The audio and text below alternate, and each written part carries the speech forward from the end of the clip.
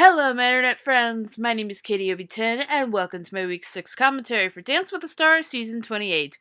In regards to last week, I want to thank you all for being patient and understanding as we dealt with another loss in my family. It was a lovely service, and it was just wonderful to be with each other under unfortunate circumstances. I was really looking forward to just getting back on here and recapping this week's episode. For me, doing this for you guys is like my own little therapy session. And while we all may not agree on our opinions, it's a wonderful way to just talk to each other regardless. Like, conversate, like, everything in between. So, as I'm recording this, I'm just comfy and cozy in my new Shane Dawson hoodie. And I'm going to be considering this my editing hoodie until I buy the Andrew Sawicki one. Because I really need that one in my life. You know what? I'll let you in a little secret. I have my eye on the white and gray one on the website. Because that one just screams Katie all over, you know what I mean? So enough of my lovely Shane Dawson plug. Let's just see how everybody did this week. Ali and Sasha kicked off the night with Aha's Take on Me. This song is my best friend's absolute favorite, and I told her that they were going to do it. Unfortunately, though, nothing was executed the way that I was anticipating. While I respect the judges for their scoring, I felt like there were a few mistakes in there. I thought Ali looked frazzled at times with the pace of the music. Who decided the tempo for it, by the way? It didn't work out in their favor at all. I wouldn't believe that this was a quick step if the announcer hadn't said it was. It just didn't go together at all. And I will agree with Carrie Ann. They were out of sync at the beginning. And it all went downhill in some aspects or another. But I do commend Ali on still giving it her all. Seriously though, work on the entire concept next time. For their Viennese waltz, Kate and Pasha danced to the late Whitney Houston's I Have Nothing, which is always a great song to dance to when it comes to this type of dance. What I love about this pair is Pasha is very precise about the technique more than the production value. He just really wants to go into the old school ballroom traditions, and I really respect him for that, and I think that's what Lynn really appreciates too in this day and age. Kate, she looked like an absolute goddess. She had the right emotion going into the dance, and she sold it for me. Her arms, oh my goodness, they were amazing. She was just breathtaking all around.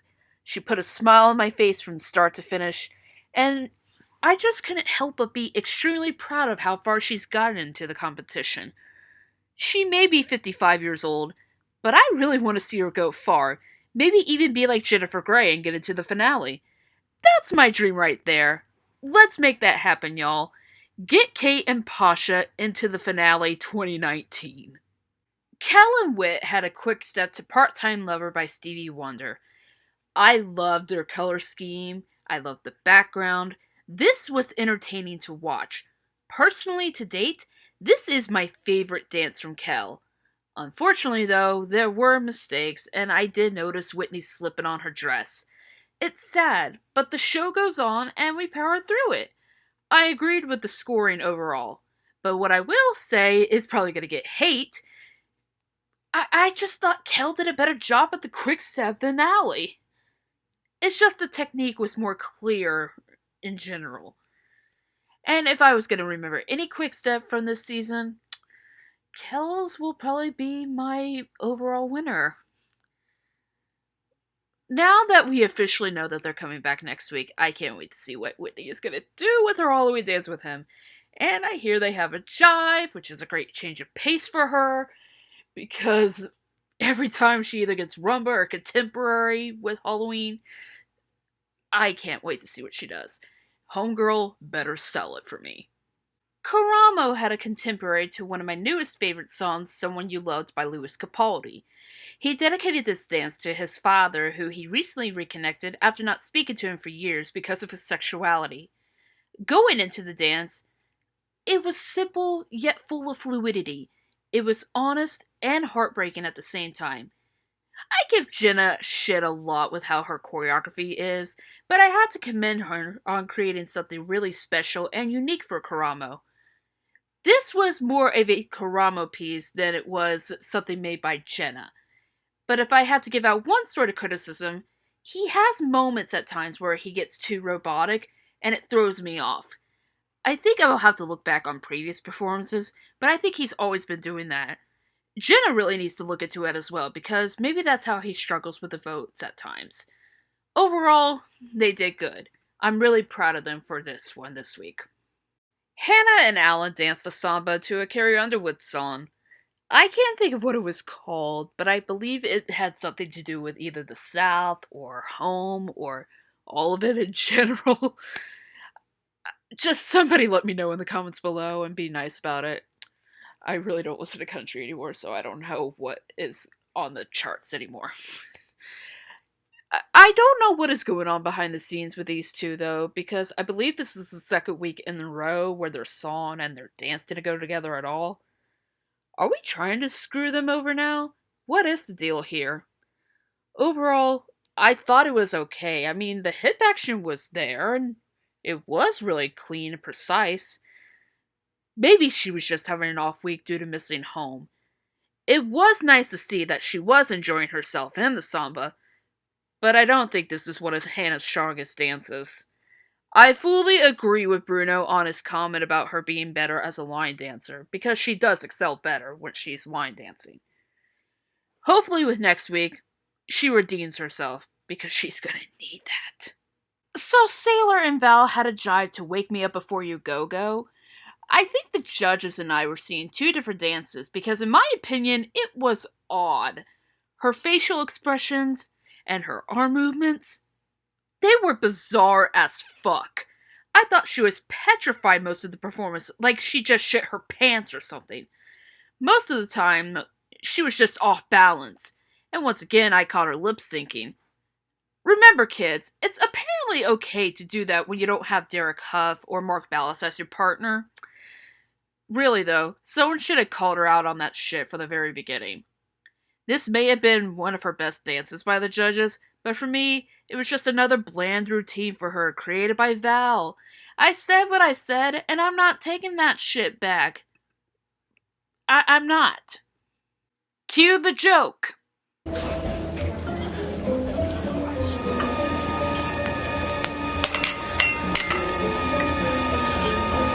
What? You son of a bitch! James and Emma had a samba to light it up, and I thought it was just basically an adult version of Sky and JT's samba from Dance with the Stars Juniors. Which, by the way, are we ever gonna get a season 2? Because the kids are more entertaining than the adults are half of the time. Can we talk about how much hip action was going on in that samba? Oh, sweet God. That's probably how he's about to have 6 kids. And maybe it was just me, but I thought I saw something sticking out in the front of his pants during the whole damn thing. Excuse me. Sorry. I never do that, but that was just a little rude. But you know what? I'm gonna keep my mouth shut on that one. My God, I swear I did. Once again, this was another vast improvement after struggling the last couple of weeks. This and the Paso Doble are James's strongest dance to date. Emma shines through and through while doing a samba. I love watching her perform one. Basically, she just excels like a queen. And I can watch this many more times, like his week 1 dance. I loved it.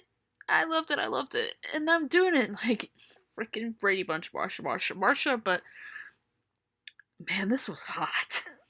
Lauren and Gleb closed out the show with a contemporary dedicated to her late stepfather, Sam. Monday's dance fell on a sad note for her and her family. It was the 1-year anniversary of Sam's death from cancer. The song was actually recorded by Lauren herself, so bonus points for the emotional impact of the performance. I feel for her on missing somebody special due to my grandfather's passing, but I couldn't relate or connect to the stepfather part, considering I don't have much of a relationship with mine. But I am glad to see that other people can feel her struggle and her pain when it comes to like having a stepfather-stepchild relationship. So I commend her on that. I thought Lauren did a remarkable job with her contemporary. It looks like Led pulled a trick or two from past performances. You know, maybe he looked up Derek's dances and copied and pasted it onto the dance floor. It kind of was obvious. But regardless, it was a wonderful tribute to her stepfather, and this is probably one of Lauren's best ones to date. To everyone's dismay, Spicer is still in the competition, which led me to react like this. Oh no! Oh no!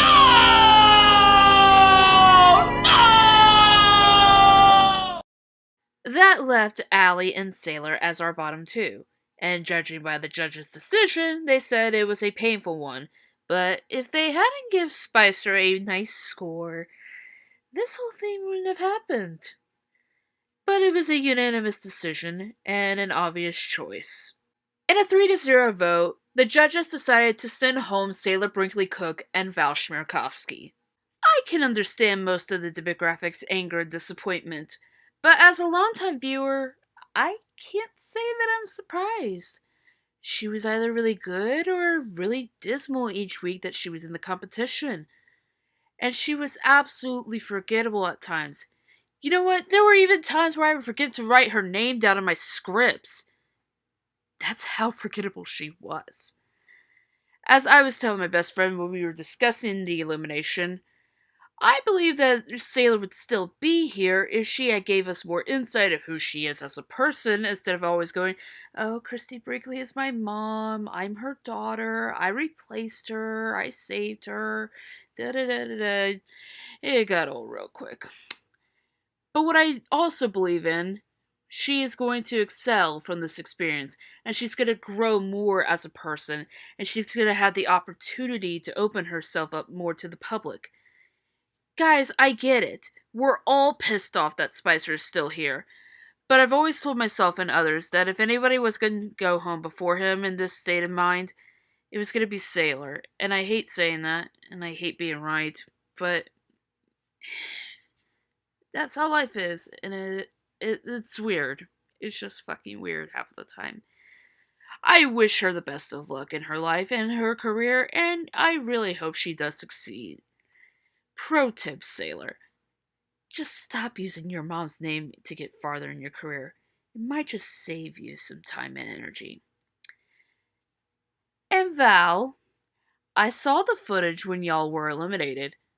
Don't be a fucking prick. When people are trying to love and support you after a shocking result, don't push them out of the way just because you're pissed off that you got voted off. You shouldn't have taken it out on Allie and Sasha. The latter especially because he is the most kind, sincere human being ever, and he always holds his head up high in stride, especially when he would get eliminated. You can actually learn something from Sasha Farber, sir. And that's the T, sis. Get ready, guys. Next week is my favorite time of the year, Halloween. I better see the most brilliant and hilarious pranks from Sasha next week. And my only wish for this spooky time of the year is to see you-know-who go the fuck home once and for all. Oh, please, God, just let that day be next week for the sake of me, the rest of the viewers, and my ulcer. I really don't want this to be a repeat of Grocery Store Joe and Bonehead. Are you listening to me, Dance with the Stars? Do you want your asses to be cancelled for real? I mean, you stupidly let go of Artem and Sharna, and to torture everybody, you keep a fucking clown on your program?